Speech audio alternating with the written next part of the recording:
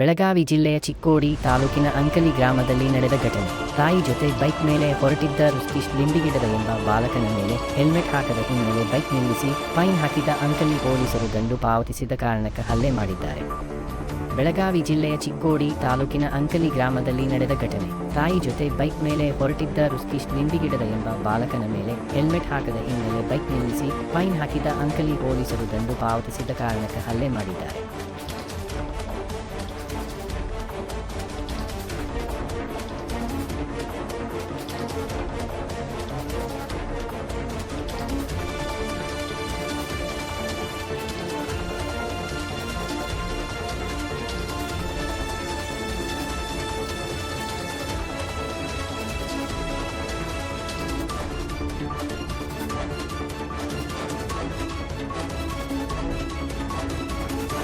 ಕರ್ಮ ನ್ಯೂಸ್ ಗಣೇಶ್ ತಳವ್.